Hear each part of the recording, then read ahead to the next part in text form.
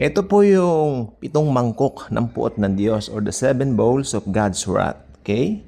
At yes, alam naman po natin, itong panahon po natin ngayon ay it's so very exciting to, not just exciting but at least anticipating the return, the imminent return of Jesus for His church, the rapture of the church, okay? But bago mag-rapture, mag-aral muna tayo, okay? So, ito po ay nasa Book of Revelation. Nire-reveal nito ang katapusan ng kapanahunan. Yan po ang ng Revelation sa atin. Nandito po yung 7 bowls. Nire-represent po nito ang, naku po, the final judgment of God. Don't worry if you're a believer, this is not for you. Okay, this is not God losing His temper, no? Hindi naman po gano'n, hindi siya nagkagalit or something like that. It is God finally removing evil forever. Yung business ng Diyos dito is tanggalin na yung kasamaan magpakailanman. Sapagkat yung His patience has ended and perfect justice is poured out. Okay? Ngayon, tignan po natin anong mangyayari in these final moments. Hindi ba kayo na-excite? Okay, umpisahan na po natin. First ball, unang mangkok.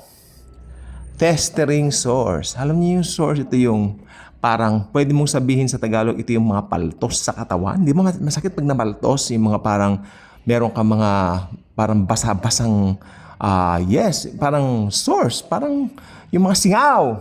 Yon. At wow, matindi pang may source ka. Kaya yung mga matatanda, kapag bilang caregiver, I'm a caregiver, yung pag matanda, after 20 minutes, tineturn namin agad yung kanilang mga position. Dahil pagka nanatili sila sa isang position lang na diretso, magkakaroon po sila ng mga bed sores. At hindi po yung komportable sa mga elderly. That's why, as caregivers, ginagawa agad namin ang paraan. Okay? Ano agad ang first bowl? Festering sores. Ito po nakalagay sa Biblia, Revelation chapter 16 verse 2. Ugly, festering sores broke out on the people who had the mark of the beast. Take note. Ito ay yung mga nagpatatak ng halimaw. Who had the mark of the beast and worship its image. Matatagpuan po ito sa Revelation chapter 16 verse 2. Anong message natin dito? Sin is no longer hidden or attractive. It becomes visible. Tama nga naman. Painful and rotten. Those who choose to follow evil now carry its ugly mark. Ibig sabihin, yung mga maleleft behind, this is it. Ito ang kanilang sasapitin, no? Tandaan po ninyo para ito sa mga tatanggap ng mark of the beast. Kaya kung ikaw sakali, makinig po kayong mabuti, importante po ito, kayo po ay na-left behind dahil ayaw niyong kilalanin ng grace of Jesus this church age, you know what? Pag kayo po ay naiwan, isa lang pong hiling ko po sa inyo, huwag kayong magpatatak ng mark of the beast. Yung 666, para hindi kayo magka-source. Okay? Second bowl. Sea turns to blood. May naalala po ba tayo? Sea turns to blood. Yes. Ito po yung panahon ni Moises, no? Naalala niyo yung panahon ni Moises, yung sa Egypt, no? Talagang pansinin po ninyo, makinig po mabuti, importante po ito, no? Pansinin po ninyo ang Diyos, laging kasama ang blood. Maging sa kanyang pagliligtas at sa kanyang pagbigay ng hatol. Kasama ang blood. Importante pong alam nyo yan. Blood is always involved whether humahatol siya o nagliligtas siya. Okay? Tingnan nyo. Yung sa Egypt, yung river, naging blood. Pero sa pamamagitan din ng blood, yung anghel nilagpasan, yung anghel ng paglampas, yung Passover nga, nilampasan yung mga may mga dugo, okay, ng mga hayop sa doorpost nila. Kaya uulitin ko, you should know this. Sa paghatol ng Diyos, may blood. Amen. At sa pagliligtas ng Diyos, may blood. At ito po ay natupad 2,000 years ago, nung unang Biyernes Santo sa krus ng Kalbaryo. Lahat ng hatol ibinigay kay Jesus Christ, kaya nahatulan siya habang nabubuo ang kanyang blood. At sa pagbubuo ng kanyang blood, tinanggap naman natin ang kaligtasan. Kaya anyone who believes on Him will not perish, but certainly will have eternal life. Palakpakan natin si Jesus. Okay? Second bowl, ulit natin. Sea turns to blood. The sea turned into blood like that of a dead person, and every living thing in the sea died. Sabi nila ngayon, yung Euphrates, natutuyo and all that. Okay, fine. Pero you haven't seen it yet. Kung ano pa yung mas naka-in-store sa mga darating na panahon. Okay, nasa Revelation chapter 16 verse 3 po ito. Ano naman po ang aral natin dito? The source of life becomes a source of death. Sinasabi ko po sa inyo kanina the source of life becomes source of death. Sapagkat dugo ay nagbibigay buhay. Pero dito, nagkaroon yung dugo ng power para patayin yung mga tao sapagkat naging source of death siya, naging blood siya. Pero sabi ko po, combine yan sa katawan ni Jesus Christ. Amen? Yung dating masama nating pagkatao na palitan ng bagong pagkatao because of His blood. Amen po ba? At yung kasamaan naman natin napunta sa Kanya. Pero kinonsume na rin ng nung ang blood niya ay mabupo. Napakabuti ng Panginoon. Okay? The source of life becomes a source of death. Creation turned against those who rejected the Creator. Siyempre, the world that God made good is now broken because of sin. Third bowl. Kanina, sea turns to blood. Now, rivers become blood. Again, blood again. The rivers and springs of water became blood. You have given them blood to drink as they deserve.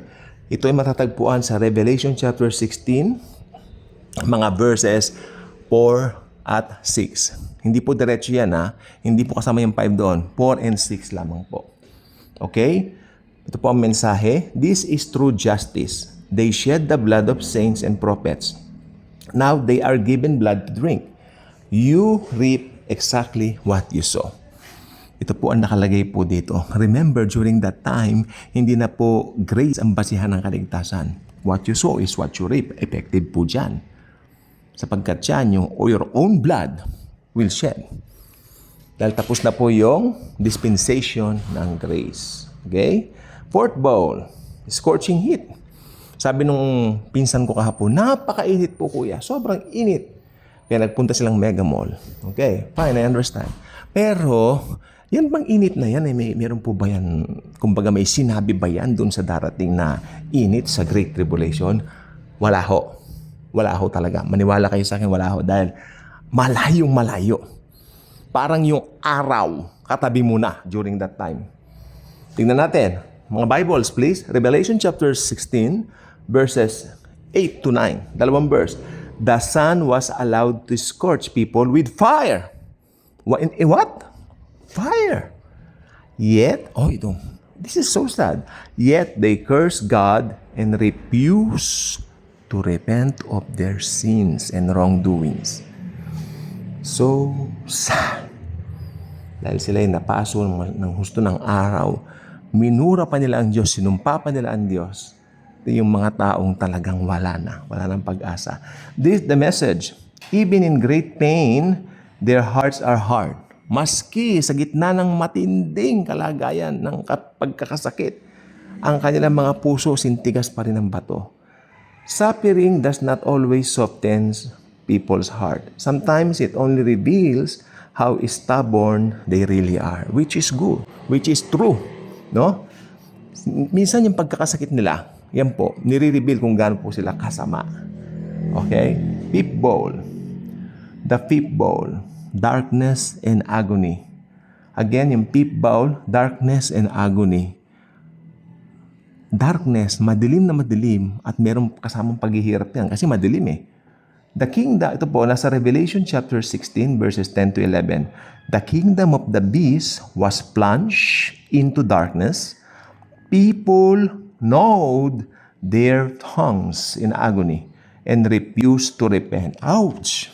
Again, refused to repent. Bakit kaya ang tigas ng mga puso nito?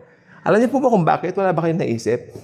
Dahil naisip niyo po ba kung ano ang dahilan? Bakit ito? Ako naisip ko po Dahil natatakan na po sila Wala na. Pag natatakan ka, wala na. Saklaw ka na ng demonyo forever. Saklaw ka na ni taning forever. Revelation chapter 16 verses 10 to 11. Ito message niya. The power of evil collapses. There is pain and confusion, but no hope. They choose darkness over light. So darkness is all they have left. So, sabi dyan, they refuse to repent.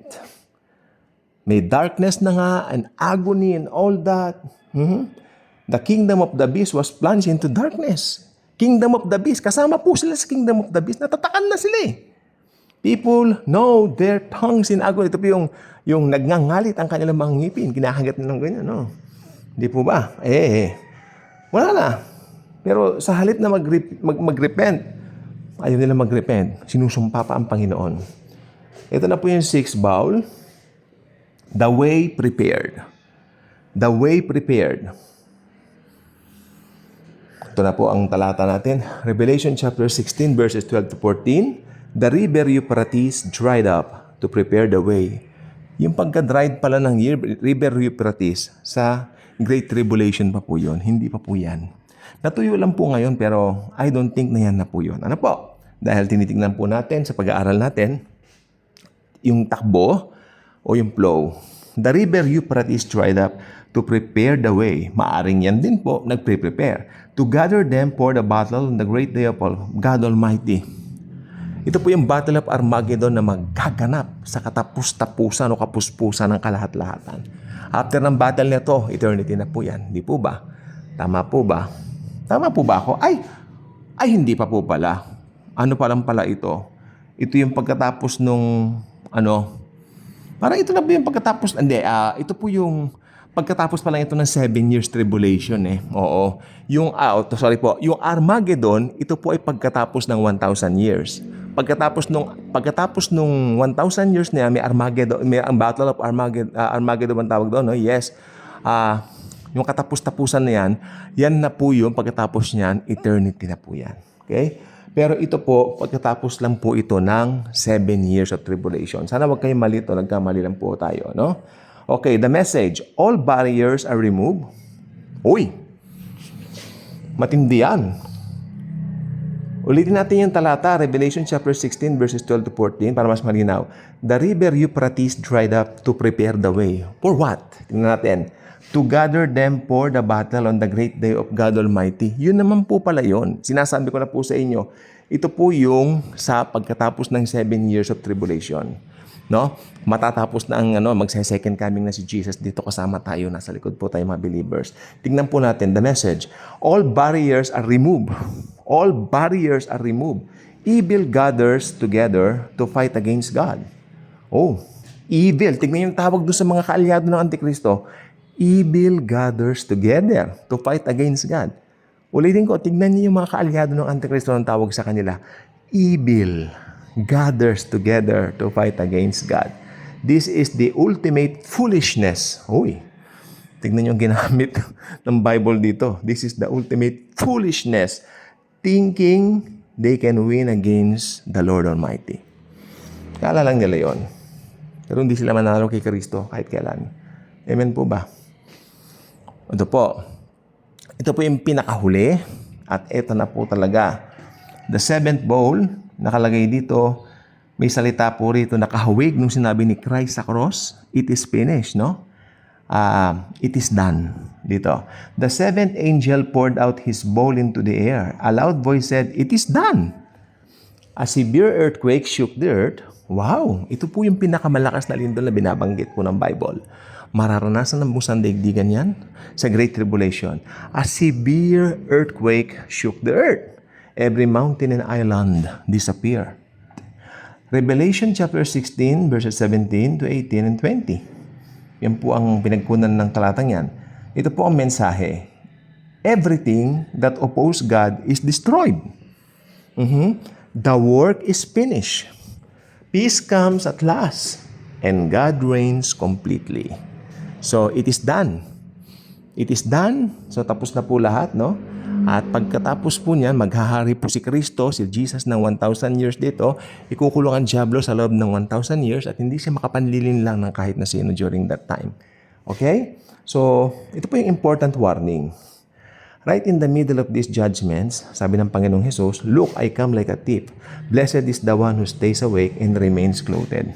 Revelation chapter 16:15. Kaya sabi ko po, if you are a true believer of the Lord Jesus Christ, excited ka sa eschatology, excited ka nag-aaral ng mga katotohanan ng Bible, especially nakasulat sa Book of Revelation, sapagkat pinapakita diyan kung paano ka ka-eager na hintayin ang Panginoong Hesus sa kanyang muling pagparito. Again, may confusion po rito. When you say muling pagparito ni Jesus, ano bang sinasabi natin dito? Ito ba ay rapture o ito ba ay second coming? Well, sa panahon po natin ngayon, as churches pa po tayo, alam naman natin, ang hinihintay natin, since church age po tayo ngayon, we are waiting for the rapture. Ang pagdagit po niya sa ating mga mananampalataya. Okay po ba? So, ano pong ibig sabihin ng lahat-lahat ng ito? Since tayo po ay na-born again na, automatic, ready na po tayo ever since na-born again tayo. Ayun pong ibig sabihin niyan. Kaya gawin lang po natin ngayon. Kailangan natin mag-share ng good news lagi. Kasi kung sigurado tayong, which is true, sigurado tayong papaitaas tayo, mararapture tayo. How about yung mga kamag-anak mo? How about yung mga kaibigan mong hindi pa tinatanggap ang Panginoong Jesus? It's about time for you to reach for them also and bring them to the Lord's love and embrace. Pakilala mo ang grace ni Jesus, that Jesus alone saves, that Jesus alone is the only way to heaven. Sabi ni Jesus, I am the way, the truth, and the life. No one cometh to the Father but through me. And I hope, and I'm not just hoping, I am really sure na ibigan po ninyo ang pag-aaral natin ng 7 mangkok, saliente ng biyaya ng Panginoon, saliente ng katotohanan ng kanyang pag-ibig at pagbibigay ng pag-asa sa bawat tao. Pag-asa po kung maririnig po ninyo ito at magdidesisyon kayo kay Kristo sa panahon na ito. Tinitiyak ko po sa inyo sa biyaya na rin po at lakas ng kapangyarihan ng pag-ibig ni Jesus, mararapture po kayo. Amen. Makakasama kayo sa rapture and we will all be together with all the believers. We will be with Jesus forever and ever until eternity. God bless po.